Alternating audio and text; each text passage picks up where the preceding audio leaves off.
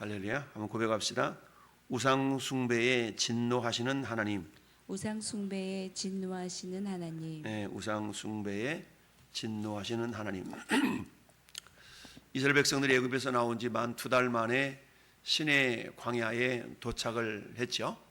그리고 하나님이 모세를 산으로 불러 올라가셔서 거기서 이제 율법을 수여하게 되시는데요. 근데 모세가 시내산으로 올라가서 하나님을 만나는 이 사건은 단회적인 사건이 아니라 그랬죠. 하나님께서 모세를 올려보냈다가 내려가서 백성들에게 말하고 다시 올라가고 다시 내려가고, 즉 시내산에 올라갔다 내려갔다를 반복하기를 여러 차례 하는 것을 보게 됩니다. 그래서 오늘 32장 1절 말씀도 그랬죠. 백성이 모세가 산에서 내려옴이 더딤을 보고, 즉 이제는 이렇게 올라갔다 내려왔는데 왜 안 내려오지? 왜 안 내려오지? 라는 그런 생각을 갖게 한 그런 모습입니다. 백성이 아론에게 말하기를 일어나라, 우리를 위하여 우리를 인도할 신을 만들라. 이 모세 곧 우리를 애굽 땅에서 인도하여 낸 사람은 어찌 됐는지 알지 못함이니라. 이들에게는 지금 뭐가 없어요? 인내와 기다림, 인내의 기다림이 없죠. 지금 모세가 산으로 올라가서 하나님 말씀을 받고 있는 그 순간 저 산 밑에 있는 이스라엘 백성들이 아론을 중심으로 지금 모여 있죠. 그럼 뭐 해야 됩니까? 그들이 아래서 기도하면서 하나님의 말씀을 받아가지고 내려올 모세를 기다려야 됐죠. 근데 이들은 인내하지 못하고 기다리지 못하고 뭐 하고 있는 거예요? 우리를 인도할 신을 만들어라 라고 이야기합니다. 여러분, 신이라는 것이 내가 만들어 놓고 나를 인도하소서 이렇게 말하는 것조차가 굉장히 우스운 일 아니겠습니까? 이 인간의 연약함과 인간의 어리석음을 나타내는 표현이다 라고 말할 수가 있죠. 여러분, 지금도 절간에 가보면 비나이다 비나이다 부처상 불상 만들어 놓고 빌죠. 근데 그 부처상 불상을 누가 만들었어요? 신이, 내가 신이다 라고 하면서 신이 만들어서 그대로 그 자리에 있는 게 아니죠. 인간의 온갖 가지 수단을 동원해서 깎고 빚고 이래서 만들어 놓은, 즉 인간이 만들어 놓은 그런 어떤 우상에게 인간이 절을 한다는 것은 뭡니까? 내가 만든 어떤 것을 신으로 만드는, 신으로 여기는, 이게 인간의 굉장히 어리석은 모습인 것을 우리는 알면서도 그냥 그렇게 섬기죠. 대학교 학생들 수능고사 기간만 되면 교회에서는 또는 절간에서는 온갖 가지 모습으로 다 비나이다 비나이다를 하죠. 결국 우리가 예수님, 내 아들이, 내 조카가, 우리 학생들이 시험 잘 치르게 해주세요 라고 기도는 하지만 이게 자칫 잘못하면 우상 숭배의 한 요소처럼 하나님이 느낄 수가 있는 것이죠.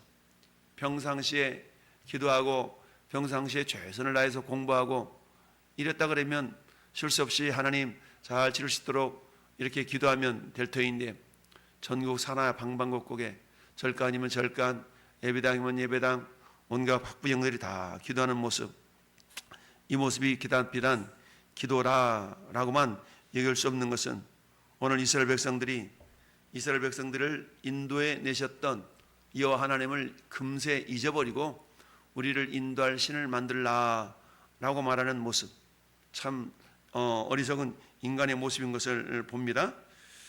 자, 우리가 현대 심리학에서 인지부조화라는 용어가 있죠. 인지부조화. 이건 어떤 것을 말합니까? 우리가 상반된 두 가지 생각이나 이런 믿음을 가질 때 느끼는 어떤 불편함, 이런 것들을 보통 인지부조화라고 말을 합니다. 예를 들면 우리가 건강을 추구하는 현대인들이 건강하면서 뭘 끊지 못해요? 담배를 끊지 못하죠. 건강하면서 담배를 끊지 못해. 우리 흔히 그죠? 이 담배라는 것은 발암 물질이 많이 들어있어서 굉장히 우리 인간을 파괴하는 어떤 그런 요소임에도 불구하고 어때요? 우리 온갖 가지 합리화를 다 하죠. 그러면서 그런 상황이기 때문에 그랬어, 저런 상황이기 때문에 저랬어 라고 자기 합리화 뿐만 아니라 어때요? 자연보호 이런 것을 얘기하면서도 우리는 어때요? 지금도 마찬가지지만 일회용품들을 펑펑 우리 써대는 그런 우리의 모습들, 근데 그런 모습을 바로 보면서 우리는 어때요? 합리화를 시키잖아요. 그럴 수밖에 없어, 이런 형편이기 때문에, 저런 상황이기 때문에 이게 어떤 인지 부조화의 모습이다 라고 말할 수가 있는데, 오늘 본문이 흡사 그러한 내용들인 것이죠. 하나님께서 모세를 불러서 율법을 수여하시고 그들에게 귀한 말씀을 주시기 위하여서 모세를 시내산으로 불러 올라가셨는데, 그 시내산 밑에 있었던 이스라엘 백성들이 고작 행한 것이 뭡니까? 우리를 인도할 신을 만들어라. 이미 그들을 인도할 신은 여호와 하나님으로 존재해 계시지요. 그럼에도 불구하고 자기들 인도할 신, 즉 눈에 보여져야 될, 눈에 보이는 신을 만들라라고 말하고 있습니다. 왜 그럴까요? 이들은 아직도 저 애굽 땅에서 300여 년 동안 400여 년 동안 우상 숭배에 길들여져 있었던 그들의 습성을 보여주고 있는 것입니다. 그들은 400여 년 동안 어땠어요? 애굽 사람들이 섬겼던 신들의 모습, 온갖 가지 형상을 만들어서, 우리가 10가지 재앙이라는 건 뭐라고 그랬습니까? 저 이집트 사람들이 섬기는 신들을 징계하는 그의 10가지 재앙을 내리는 모습과 흡사 같았다라고 그랬죠. 그래서 태양신 라라는 태양신을 섬겼던 그런 그 애굽 사람들을 심판하게 해서 흑암의 재앙, 그리고 어떻습니까? 개구리 재앙, 이런 것들은 그들이 이 애굽 사람들이 섬겼던 신들의 형상이거든요. 그런데 이런 모습들을 이스라엘 백성들이 어땠어요? 애굽 사람들이 저렇게 신을 섬기는구나 라고 400여 년 동안 지켜보았던 것이죠. 그런데 모세와 아론을 통하여서 스스로 계신 분 여호와 하나님께서 그들에게 나타나셔서, 근데 그 하나님은 어때요? 눈에 보이지 아니하시는 하나님이셨죠. 그렇지만 눈에 보이지는 아니하시지만 분명히 실존하시는 하나님, 10가지 재앙을 통하여서 분명히 야 하나님이 참신이시다 라는 것을 보여주셨음에도 불구하고 이스라엘 백성들은 어때요? 잠깐의 불편함과 잠깐의 어려움만 있다면 이내 그런 하나님의 역사하심을 경험하고 나서도 여전히 애굽 땅에서 길들여졌던 눈에 보이는 형상, 눈에 보이는 우상을 찾는 어리석음을 가지고 있는 것이죠. 그래서 지금도 역시 마찬가지, 모세가 그들의 눈에 보이지 않자 아론을 통해서 우리를 위하여 우리를 인도할 신을 만들어라 라고 지금 말하고 있는 것을 봅니다. 그러면서 아론이 그들에게 이르되 너희의 아내와 자녀의 귀에서 금고리를 빼내서 내게로 가져오라. 여러분, 이런 백성들의 요구에 아론이 어떻게 해야 됐어요? 이런 지하에 이런 요구를 거절하고, 무슨 소리냐? 하나님 지금 살아서 계시지 않냐? 지금 하나님 말씀을 받으러 모세가 올라가 있는데 우리는 어때? 그 모세를 기다리면서 기도하고 기다려야 될 거 아니냐? 라고 해야 되는데 그렇지 않냐고 어때요? 아론이 백성들에게 야 금붙이 좀 가져와봐 라고 얘기한 것이죠. 그래 가져갔더니 아론이 그들의 손에서 금고리를 받아서 부어서 조각칼로 새겨서 송아지 형상을 만들고 말하기를 이스라엘아 이는 너희를 애굽 땅에서 인도하여낸 너희의 신이로다 하는도다. 아론조차도 하나님을 온전히 신뢰하지 아니하고 백성들의 요구에 어떻게 해요? 그들의 요구를 들어주고 말았던 것이죠. 이게 뭐예요? 분명히 하나님만이 참신인 것을 아론이 모를 바가 없었을 터인데 어때요? 이것을 이제는 나중에 뭐라고 합니까? 합리화를 시키죠. 이게 뭐라고요? 인지 부조화 현상이다 라고 말할 수가 있는데, 여기서 이스라엘아 이는 너희를 애굽 땅에서 인도하여낸 너희의 신, 애굽 땅에서 이스라엘을 인도해낸 신이 여호와 하나님이죠. 근데 아론은 이 금송아지를 만들어 놓고 이것이 너희를 애굽 땅에서 인도해낸 신이다 라고 말합니다. 눈에 보이지 아니하시는 하나님을 뭘로 이렇게 격화시켰어요? 눈에 보이는 물질로, 눈에 보이는 우상으로 격화시켰던 것이죠. 우리가 십계명에서 우리 20장 가면 십계명 나오죠. 십계명에서 1계명과 2계명이 뭡니까? 다른 신을 내게 있게 하지 말아라. 그리고 어때? 우상을 만들지도 섬기지도 새기지도 말아라 라는 거 아니겠습니까? 즉 1계명은 어때요? 피조물을 신의 자리로 높이는 행위, 이걸 금지하는 것이라고 하면 2계명은 뭡니까? 하나님을 피조물의 자리로 낮추는 행위를 말하고 있죠. 그러니까 지금 4절 말씀은 뭡니까? 이것이 너희를 애굽 땅에서 인도하는 신이다. 즉 여호와 하나님을 물질로 우상으로 낮추는 행위, 이 자체도 결국 십계명을 어기는 행위였던 것이죠. 이처럼 아론은 백성들의 요구를, 즉 자기 나름대로 합리화를 시켰겠죠. 이러다가는 백성들이 큰 소요를 일으켜서 어찌할 바를 모르고 이러니까 당장 이들을 잠잠히 재우기 위해서 진정시키기 위해서 만들었다라고 이렇게 얘기할 수가 있는 것이죠. 아론이 보고 그 앞에 제단을 쌓고 이에 아론이 공포하여 이르되 내일은 여호와의 절이리라. 이 4절에서 이는 너희를 애굽 땅에서 인도하는 너희의 신, 여기서 이는이라는 단어가 원어를 보면은 복수로 되어 있습니다. 너희의 신이로다라는 신도 역시 복수입니다. 그래서 원리대로 이걸 해석한다면 이것들은 너희를 애굽 땅에서 인도해낸 너희의 신들이다 라고 말할 수가 있죠. 그러니까 금송아지를 달랑 한 개만 만든 것이 아니라 여러 개 만들었다라고 우리가 볼 수가 있는데요. 어찌하든 이 아론은 하나님만이, 여호와 하나님만이 참 신인 것을 그들에게 가르치고 그들의 잘못된 생각을 이렇게 고쳐줘야 되는데 그렇지 않고 적당하게 타협하는 모습을 보였다라는 얘기죠. 오늘날에도 이런 모습들은 우리 가운데 나타나고 있을 수가 있죠. 특별히 목회자가 성도들과 성도들의 눈치를 보면서 적당하게 설교를 할 때, 그리고 어때요? 성도들 귀에, 성도들의 마음에 합당한 그런 말만 하는 겁니다. 이건 뭐예요? 성도들에게 젖만 먹이고 딱딱한 식물은 먹이지 않는 이런 모습과 틀릴 바가 없다라는 얘기죠. 자, 그래서 그들은 어때요? 그 금으로 만든 송아지를 하나님으로 알고 그들에게 그것에 제사하고 예배하고 먹고 마시며 뛰놀았다. 근데 이 모습을 누가 보셔요? 하나님은 지금 보고 계신 것이죠. 그러면서 여호와께서 모세에게 이르시되 너는 내려가라. 네가 애굽 땅에서 인도해낸 네 백성이 부패하였도다. 하나님께서는 우상을 만들어 섬기는 이들의 모습을 보면서 뭐예요? 진노하고 계신 것이죠. 10절 말씀에 그런즉 내가 하는 대로 두라. 내가 그들에게 진노하여 그들을 진멸하고 너를 큰 나라가 되게 하리라. 하나님의 진노하심이 얼마나 큰가를 볼 수가 있습니다. 이것들을 내가 싹 없애버릴 거야. 그러니까 너를 통해서 내가 큰 민족, 큰 나라를 되게 할 거야 라고 말씀하셨죠. 근데 모세는 어떻습니까? 맞아요, 하나님, 저것도 잘 못 떼먹었어요. 그러니까 하나님 그렇게 하세요 라고 그렇게 하신 것이 한 것이 아니라 모세는 어때요?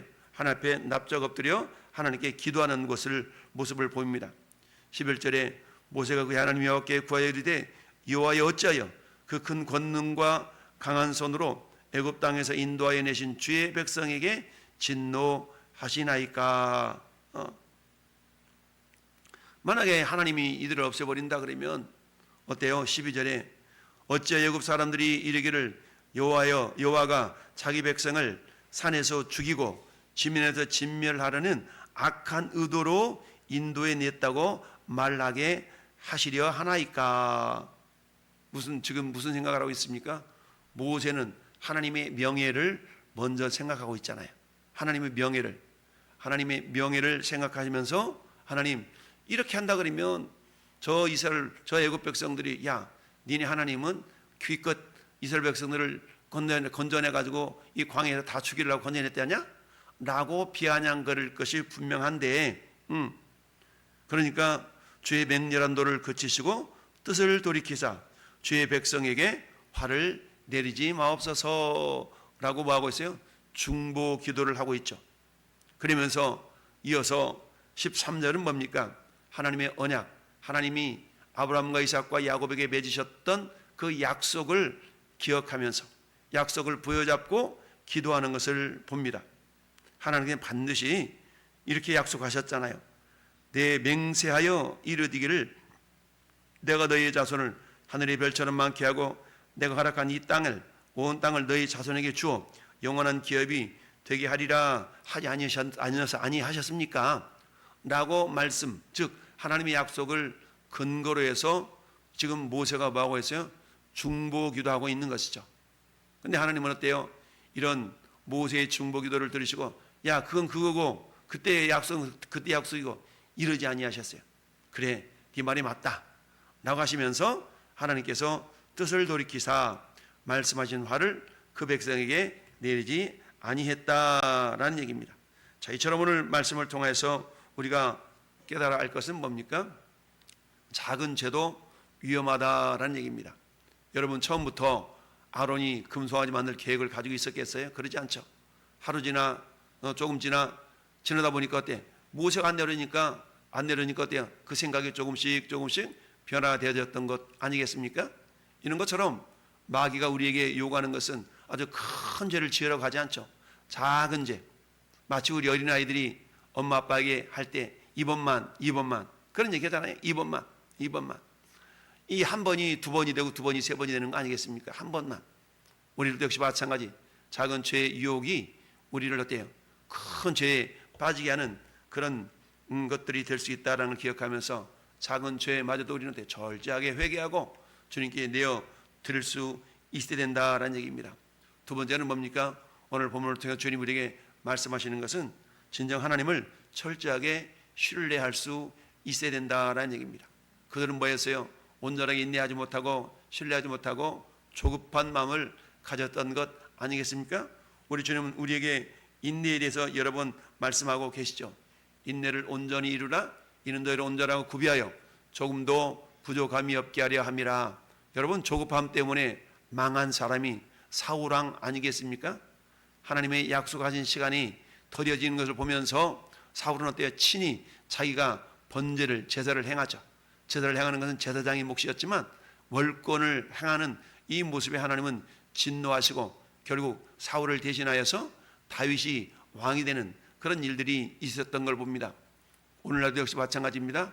하나님의 약속은 반드시 이루어진다는 사실을 기억하면서 오늘도 수많은 성경의 약속의 말씀이 이미 이루어졌고 앞으로도 또한 이루어질 약속들이죠.